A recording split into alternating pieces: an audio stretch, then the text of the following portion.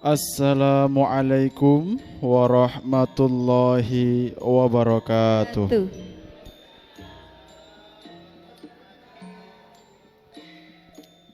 Sih tentrem rahayu, nugroho wilasaning Gusti, ingkang Maha Welas, Maha Asih, sanentyasa langgeng, tumedhak, tumanduk, kajiwa, kasarira, dumateng jiwangga panjenengan sedaya dalasan kula, waradin sagung kaluwarga, waradin sagung dumadi.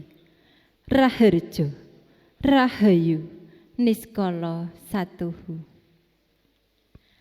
Bismillahirrahmanirrahim. Alhamdulillahirabbil alamin. Wa bihi nasta'inu ala umuri dunya waddin. Wassalatu wassalamu ala asrafil anbiya'i wa mursalin sayyidina wa maulana Muhammadin wa ala alihi washabihi ajmain amma ba'd. Para sepuh, para pinisepuh, miwah para pepunden ingkang sampun pono ing pamawas, lebda ing pitutur, ngiblat ing panembah, pantes kalamun sinembah. Para alim, para kiai ingkang rinten dalu, tansah kuawi njembuhaken budi, lati lan pakerti ing hambeg luhuring budi. Ingkang dahat kinurmatan Bapak Subawi SPD MPD ingkang jumejer minangka pangarsa DPD Permadani Kabupaten Pati. Para dwija pawiyatan panatacara tuwin pamedhar Sabda Permadani Kabupaten Pati Brigade kaping 312 ingkang satuhu dahat katedha Kalinggamurda.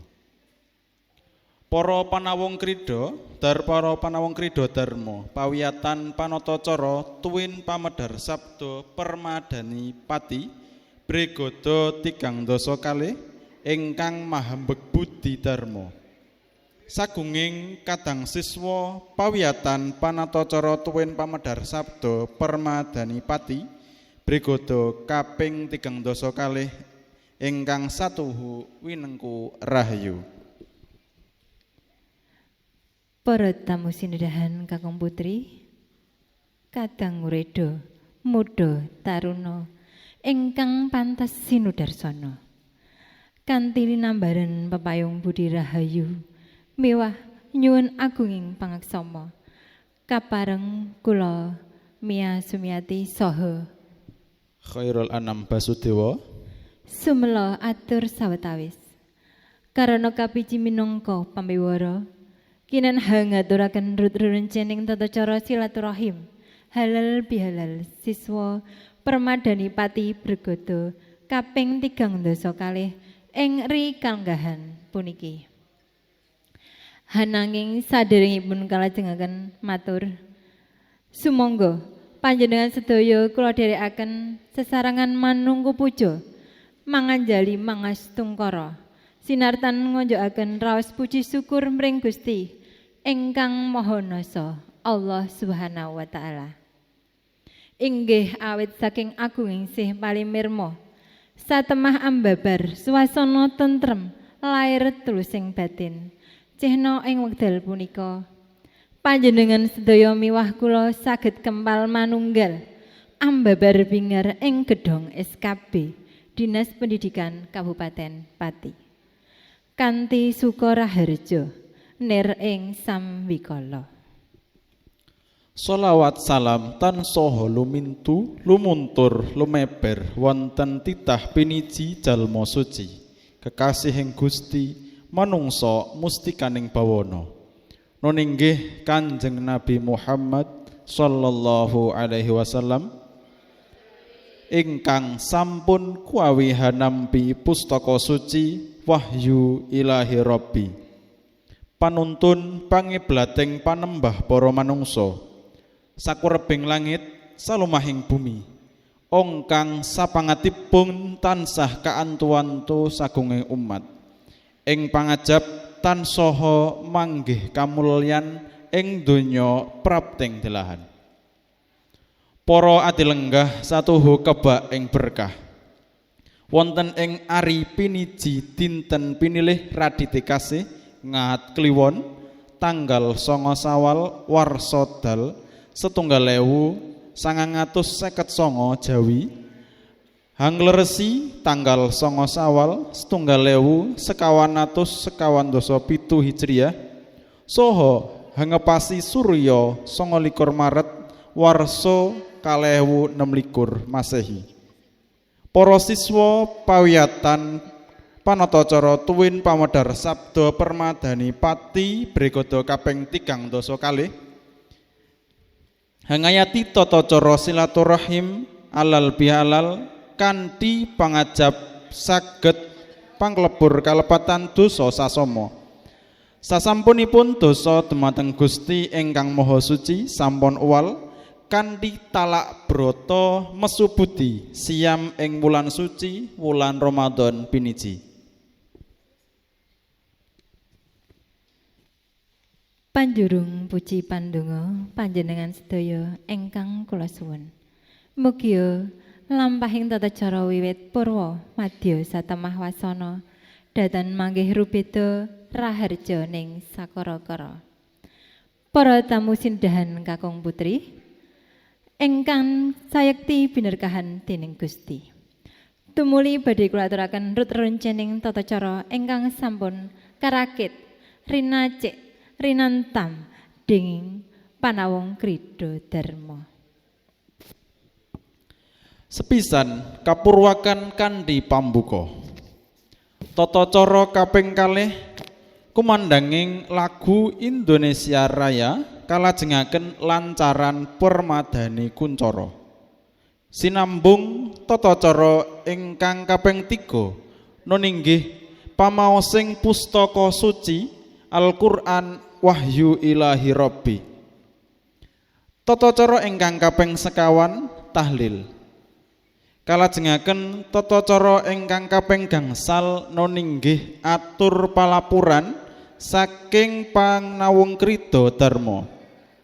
Wondene ikrar halal bihalal siswa dumawah tata cara ingkang kaping 6. Rumuntut tata cara kaping 7 nuninggih tanggap wacana saking sesepuh utawi dwija permadani tumanggap ing ikrar halal bihalal siswa. Tata cara kaping 8 pitutur luhur mau idho hasanah kalajengaken panjurung puji donga minangka tata cara kaping 9. Purna panjurung manunggaling rasa sarana panglebur dosa sasama minangka tata cara kaping 11. Kalajengaken gelar foto sesarengan ingkang pungkasan purnaning tata cara tinengeran kanthi panutup kalajengaken kembul bujana Andrawina. Para tamu sindahan ingkang tansah binarkah kamulyan, mekaten menggah rot rerencening tata cara silaturahim alal bihalal ri kalenggahan punika. Minangka jejering pambiwara kula ngaturaken wilujeng anggya sami lelenggahan kanthi mardu mardikaning panggalih ngantos dumugi paripurnaning tata cara nuwun. Para tamu sinedahan kakung miwah putri ingkang satuhu cinaket sih nugrahaning Gusti. Kawis tingal samudayanipun sampun satata pramila laksitaning tata cara ingkang sepisan enggal kawiwitan. Murih lampahing tata cara halal bihalal ing dinten punika kasembadan ing sedya. Lulus raharja nirsakara-kara. Sumangga pinuka sesarengan kanthi waosan umul kitab. Alaniyah sholihah al-Fatihah. Bismillahirrahmanirrahim. Alhamdulillahirabbil alamin arrahmanir rahim maliki yaumiddin iyyaka na'budu wa iyyaka nasta'in ihdinas siratal mustaqim siratal ladzina an'amta 'alaihim ghairil maghdubi 'alaihim waladdallin. Amin. Ndungkap tata cara kaping kalih hanenggih kumadanging lagu Indonesia Raya kalajengaken relancaran Permadani Kuncara. ingkang badhe dipun pandhekani Ibu Rita Sahara. Kasumagaken sawetahipun.